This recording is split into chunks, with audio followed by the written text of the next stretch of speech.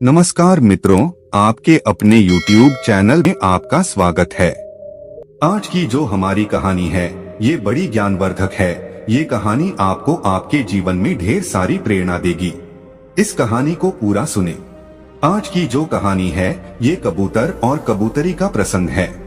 इस कहानी में आप जानेंगे कि जिस घर में बेटियां होती हैं, जिन पिता के यहाँ बेटियां होती है, वो उनकी परवरिश कैसे करती है और उनका अंत क्या होता है। किसी भी घर में पुत्री का जन्म लेना कितना शुभ होता है, कितना खास दिन होता है। जिस घर में जिस दिन पुत्री जन्म लेती है, शास्त्रों में ऐसा बताया गया है, जिस घर में पुत्री जन्म लेती है वो बड़ा भाग्यशाली होता है। और गरुड़ पुराण में तो यहाँ तक लिखा है, जिस घर में पुत्री जन्म नहीं लेती उस व्यक्ति का मुख देखने का भी कोई धर्म नहीं होता है। ऐसा गरुड़ पुराण में स्पष्ट लिखा हुआ है। लेकिन जो लोग अपनी पुत्री को भारी छूट देते हैं, भारी लाड़ करते हैं, उनकी पुत्रियां बिगड़ जाती हैं। आज की ये कहानी आपको यही दर्शाएगी। कहानी शुरू करने से पहले जो लोग हमसे नए जुड़े हैं वो हमारे चैनल को सब्सक्राइब करें। शुरू करते हैं आज की कहानी। प्राचीन काल समय में एक जंगल में एक कबूतर और एक कबूतरी बैठे हुए थे। सर्दियों की रात थी, कड़ाके की ठंड पड़ रही थी। तब कबूतरी कबूतर से कहती है कि पिया जी, आज की रात निकालने के लिए ऐसा क्या किया जाए जो आधी रात निकल जाए। सर्दी बहुत भारी पड़ रही।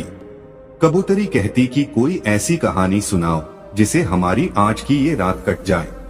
कबूतर कबूतरी की बात सुनने के बाद एक कहानी शुरू करता है और कबूतरी से कहता है कि तुम ध्यान से सुनो, बड़ी ज्ञानवर्धक और बड़ी प्रेरणादायक कहानी सुनाने जा रहा हूँ। ये कहानी एक सेठ और उनकी पुत्री की कहानी है। अब कबूतरी बड़े ध्यान से सुनती है और कबूतर कहानी शुरू करता है। जो लोग इस कहानी को सुन रहे हैं वो इस कहानी को पूरा सुने। कबूतर कहानी शुरू करता है कि एक नगर में एक सेठ रहता था। उस सेठ के वहां पे एक पुत्री ने जन्म लिया। जब पुत्री ने जन्म लिया तो सेठ के घर में बड़ा अजीब खुशी का माहौल रहा। वो अपनी पुत्री से इतनी मोहब्बत करता था, इतना लाड़ करता था, इतना प्यार करता था कि इसकी कोई सीमा नहीं थी। पुत्री को कुछ कहने की जरूरत नहीं पड़ती थी। वो पहले से पुत्री की हर इच्छाओं को पूरी करता था। सेठ की लाड़ प्यार ने अपनी पुत्री को इतना बिगाड़ दिया था कि वह किसी की नहीं सुनती थी। इतनी नकारा हो चुकी थी, किसी काम में उसका मन नहीं लगता था। सुबह 10-11 बजे से पहले बिस्तर से नहीं उठा करती थी। घर वाले यदि कुछ कहते तो उनको 10 बातें सुनाती थी। दिन भर जवान लड़कों के साथ इधर उधर घूमा करती थी। रात को 12 बजे घर पे आया करती थी। सेठ की लड़की इतनी नकारा हो चुकी थी कि बयान करना भी बड़ा मुश्किल होता है। सेठ की घरवाली सेठ से कहती कि तुमने इस लड़की को बिगाड़ दिया है, लेकिन सेठ अपनी पत्नी को ये कहकर के चुप करवा देता कि बच्ची है, सुधर जाएगी। अपनी बच्चियों से मोहब्बत करनी चाहिए, प्यार करना चाहिए, लाड़ करना चाहिए, उनकी हर जरूरत का ख्याल भी रखना चाहिए। लेकिन इतना भी लाड़ प्यार ना करो कि उसका जीवन ही बर्बाद हो जाए। वो सेठ बिल्कुल ऐसा अंधा हो गया था अपनी पुत्री के प्यार में कि उसको कुछ दिखाई नहीं देता, सिर्फ अपनी पुत्री ही दिखाई देती थी। वह भूल गया था कि मेरी पुत्री को एक दिन दूसरे घर भी जाना है। बहन बेटी जो होती है वह किसी घर में नहीं समाती, उसको दूसरे घर जाना ही पड़ता है। सेठ इस बात को भूल गया। सेठ अपनी पुत्री से इतनी मोहब्बत करता था कि उसको कभी डांटता भी नहीं था। यदि कोई दूसरा भी, यदि उसकी माँ, उसके भाई वगैरह भी डांट दे तो उनसे भी सेठ लड़ता था, मना करता था। वो यही कहता कि अभी बच्ची है, सुधर जाएगी। अपनी पुत्री को हमेशा अच्छे संस्कार देना चाहिए। हर माता पिता को अच्छी तरह से मालूम होता है कि उनकी पुत्री को एक दिन जवान होने के बाद दूसरे घर में जाना पड़ता है। पुत्री की हर गलती को माता पिता सहन कर सकते हैं, लेकिन ससुराल वाले कभी भी बर्दाश्त नहीं करते हैं। इसलिए पुत्री को अच्छे संस्कार दो। कबूतर कबूतरी से इस बात को कह रहा है और कबूतरी ध्यान से सुन रही है। कबूतर आगे कहता है कि अब सेठ की बच्ची जवान हो चुकी थी। अब सेठ को एक चिंता सताने लगी थी कि कोई अच्छा सा वर, अच्छा सा रिश्ता ढूंढ के और मेरी पुत्री की मैं शादी करूं। यह सपना हर माता पिता का होता है जिस घर में लड़कियां जन्म लेती हैं। हर माता पिता का ये सपना होता है कि वो अपनी पुत्री की अच्छे घर में शादी करे और उसका अच्छा घर बस जाए। अब सेठ भी इसी चिंता को लेकर बड़ा दुखी रहने लगा। सेठ अपनी पुत्री के लिए अच्छे अच्छे रिश्ते ढूंढता, अच्छे रिश्तों की तलाश करता। अंततः उसको एक अच्छा रिश्ता मिल जाता है और सेठ अपनी पुत्री की शादी बड़ी धूमधाम से कर देता है। अच्छा सारा धन दे करके अपनी पुत्री को विदा करता है। जब उसकी पुत्री ससुराल में जाती है तो 10 दिन बाद ही अपने पिता को फोन कर देती है और पिता से कहती है कि पिताजी इसी वक्त आप मुझे लेने के लिए आ जाइए। आपने मुझे कैसे नरक में डाल दिया है, मैं इस नरक में 1 मिनट भी नहीं रहना चाहती हूँ। सेठ अपनी पुत्री की बात सुनने के बाद बड़ा चिंतित होता है, बड़ा दुखी होता। सेठ सोचने लगता है कि रिश्ता तो मैंने बिल्कुल सही ढूंढा था, बिल्कुल काबिल लोग थे, लेकिन पुत्री कह रही है कि बिल्कुल नरक में डाल दिया है। ऐसा 10 दिन में ऐसी कौन सी आफत आ गई है जिसके कारण मेरी पुत्री ऐसा कह रही है। सेठ थोड़ा चिंतित होता है और अपनी पुत्री के ससुराल में पहुंच जाता है। यदि हमारी पुत्री के लक्षण ठीक होते हैं, हमारी पुत्री सही होती है और उसके संस्कार बिल्कुल सही होते हैं, तो पुत्री के ससुराल में पुत्री के पिता को बड़ा मान सम्मान दिया जाता है, उसको आदर दिया जाता है, उसका सम्मान किया जाता है। लेकिन जब वो सेठ अपनी पुत्री के ससुराल में पहुंचा तो उसको कोई मान सम्मान नहीं मिला। कोई उसे राम राम करने के लिए तैयार नहीं था, कोई उसको आदर देने के लिए तैयार नहीं था। फिर जब अपनी पुत्री के ससुराल में पहुंचता है तो सबसे पहले उसकी समधन मिलती है, यानी उसकी पुत्री की सास मिलती है। अपनी समधन से जाकर कि वह राम राम करता है, जय श्री राम करता है, लेकिन वो भी मुंह फुला लेती है और कुछ जवाब नहीं देती है। सेठ फिर अपने समधी से मिलता है, समधी से जय श्री राम कहता है, नमस्कार करता है, लेकिन वो भी कोई जवाब नहीं देता है। उसके बाद सेठ अपनी पुत्री के जेठ से मिलता है, वो भी कोई जवाब नहीं देता है, यानी कोई भी उसको कोई मान सम्मान नहीं दे रहा था। अंत में सेठ अपने दामाद से मिलता है। सेठ का दामाद कहता कि अपनी पुत्री को ले जाओ, हमें इसकी जरूरत नहीं है। ऐसी बिगड़ी औलाद आपने पैदा की है, हमारे घर को नरक बना दिया है। इसको तुरंत इसी वक्त यहाँ से ले जाओ, जो तुमने दहेज वगैरह दिया है उसका बैठ के हिसाब कर लो, हमें इसकी जरूरत नहीं है। सेठ बड़ा दुखी होता है। उसके बाद सेठ अपने पुत्री के कमरे में जाता है और अपनी पुत्री से कहता है कि पुत्री क्या बात हो गई। सेठ की पुत्री अपने पिता से कहती है कि पिताजी मुझे इस नरक में नहीं रहना है, यदि आप मुझे जीवित देखना चाहते हैं तो इस नरक से मुझे इसी वक्त यहाँ से ले चलो। पुत्री की इतनी बात सुनने के बाद सेठ अपनी पुत्री को साथ लेकर के और पुत्री के ससुराल के घर से बाहर निकल जाता है।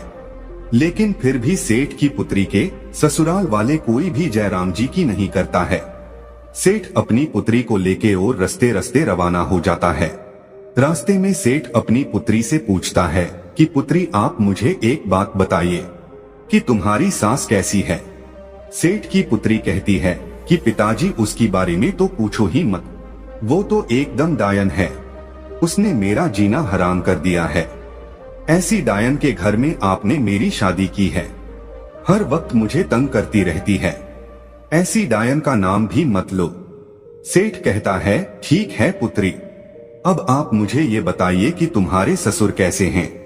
सेठ की पुत्री कहती है कि उस दुष्ट का नाम भी मत लो, वह तो एकदम दुष्ट है, राक्षस है।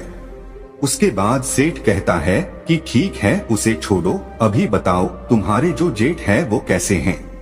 तो जेठ के बारे में भी सेठ की पुत्री कहती है कि जेठ तो बड़े जल्लाद है, उनकी तो बात ही मत करो, हर दिन मुझे परेशान करते रहते थे। उसके बाद पुत्री की बात सुनने के बाद सेठ फिर पूछते हैं कि तुम्हारी ननद कैसी है। वो तो ठीक होगी, वो तो तुमसे प्रेम करती होगी। सेठ की पुत्री जवाब देती है कि उन चुड़ैलों का नाम भी मत लो पिताश्री, वो तो बहुत ही बेकार है, उठ करके खाने वाली है। सेठ अपनी पुत्री की बात सुनने के बाद फिर पूछता कि ये बताइए कि तुम्हारे पति कैसे हैं, हमारे जमाई साहब कैसे हैं, वो तो तुमसे बेहद प्रेम करते होंगे। सेठ की पुत्री कहती है कि वो तो यमदूत है, पूरा यमराज है, उसका तुम नाम मत लो, बड़ा दुष्ट इंसान है, उसने तो मेरा जीना हराम कर दिया है, रात दिन मुझे मारता पीटता था, एक बात मेरी नहीं सुनता था। सेठ अपनी पुत्री की बात को सुनने के बाद अंत में सेठ पूछता है कि अभी ये बताइए कि तुम्हारे मोहल्ले वाले कैसे हैं। सेठ की पुत्री जवाब देती है कि पिताश्री, मोहल्ले वालों के बारे में भी कुछ ना पूछो, वो लुच्चे लफंगे बदमाश है, पूरा मोहल्ला खराब है। अब सेठ बड़ा दिमागधारी था, सेठ भी समझ गया था कि एक इंसान खराब हो सकता है, दो इंसान खराब हो सकते हैं, अरे हो सकता है मेरी पुत्री के ससुराल वाले खराब हो, लेकिन मोहल्ले वाले तो खराब नहीं हो सकते, इसलिए दोष मेरी पुत्री में है, मेरी पुत्री के ससुराल वालों में नहीं। सेठ इस बात को समझ जाता है कि सारा नतीजा मेरी लाड़ प्यार का है। यदि मैं अपनी पुत्री को इतना लाड़ प्यार नहीं करता, उसको अच्छे संस्कार देता, तो ये नौबत खड़ी नहीं होती। सेठ चुपचाप अपनी पुत्री को लेकर के अपने घर आ जाता है। जैसे ही सेठ की पुत्री अपने घर में कदम रखती है तो उसकी जो भाभियां थी वो भी मुंह फुला लेती है। सेठ की पुत्री सोचने लगती है कि मेरी भाभी आज मुंह क्यों फुला रही है, हर रोज मेरे से बड़ा प्रेम किया करती थी, मीठी मीठी बातें करती थी, मगर आज मुझे देखकर मुंह फुला रही है। वो अपनी भाभी से जाके पूछती है कि ऐसी क्या बात है, तुमने मुझे देखकर मुंह क्यों फुला लिया? तो वह कहती है कि मुंह नहीं फुलाओ तो क्या करूं, तुम्हारी शादी कर दी, तुम्हें ससुराल भेजा था, लेकिन तू फिर से मेरी छाती पर मूंग दलने के लिए आ गई हो, इसलिए आज के बाद तुम मेरे से बात मत करना। उसकी भाभी उसको फटकार देती है। अब इतनी बात सुनने के बाद उससे उस घर में कोई बात नहीं करता, सिर्फ उसके पिता के सिवा सिर्फ उसका पिता ही उससे बात करता। अब वो धीरे धीरे बड़ी दुखी हो जाती है, धीरे धीरे उसकी आंखें खुलने लगती है। काफी समय निकलने के बाद कोई उससे बात नहीं करता, बड़ी दुखी रहती। वो जब भी घर से बाहर निकलती तो उसकी सहेलियां उससे हर बार यही पूछती कि तुम अकेली कैसे आ गई हो, जीजा जी कहाँ हैं? कोई पड़ोसी मिलता तो वह भी इसी बात को पूछता कि तुम अकेली कैसे आ गई हो, तुम्हारे जमाई कहाँ हैं? ऐसे ताने सुन सुनकर वो बड़ी दुखी रहने लगी। मंदिर में जाती तो मंदिर में भी लोग इसी बात को पूछते। सभी मोहल्ले वालों की जबान पे यही बात रहती कि भला सेठ की पुत्री अकेली आ गई है, नई नई शादी की थी, हो सकता है इनका तलाक होने वाला है। सेठ को भी हर बार यही ताने सुनने पड़ते और सेठ की पुत्री को भी हर बार यही ताने सुनने पड़ते। इन्हीं तानों से सेठ की पुत्री बड़ी दुखी रहने लगी। अब उसको धीरे धीरे ये ज्ञान हो गया था कि सारी गलती की जड़ मैं हूँ और मेरी गलती की वजह से आज मेरे पिता का सर भी नीचे झुक गया है। लेकिन अपने ससुराल में वो जाने के लिए तैयार नहीं थी।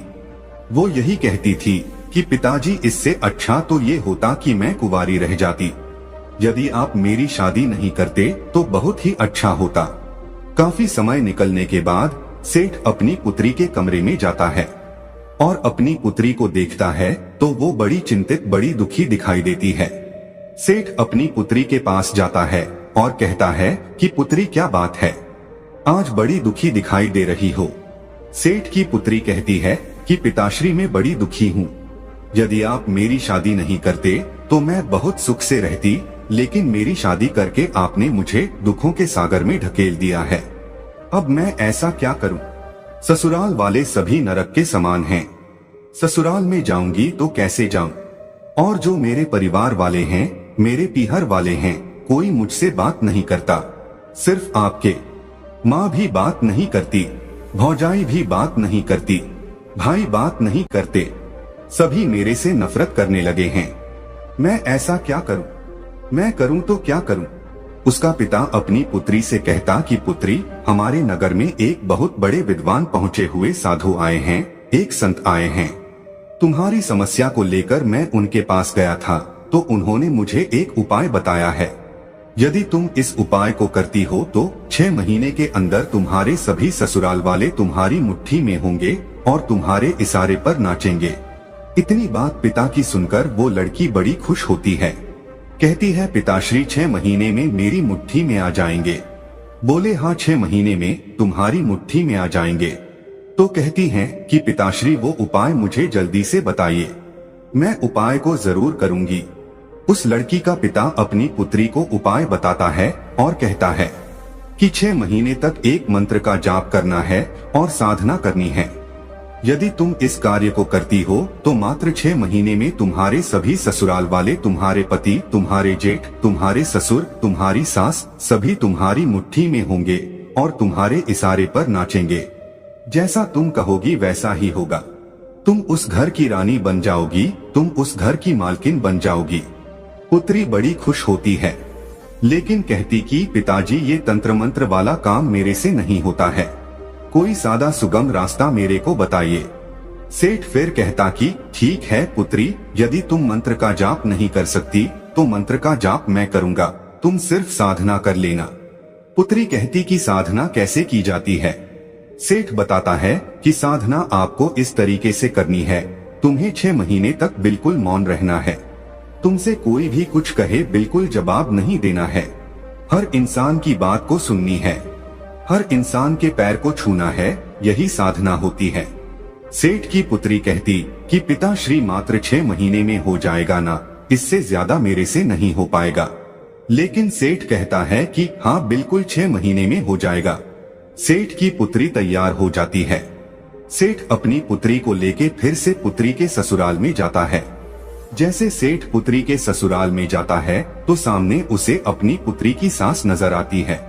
वो उसे बुरी तरह फटकारती है, कहती है कि तुम पहले आए थे तभी मना कर दिया था कि तुम्हारी पुत्री की हमें जरूरत नहीं है, इसे वापस ले जाओ।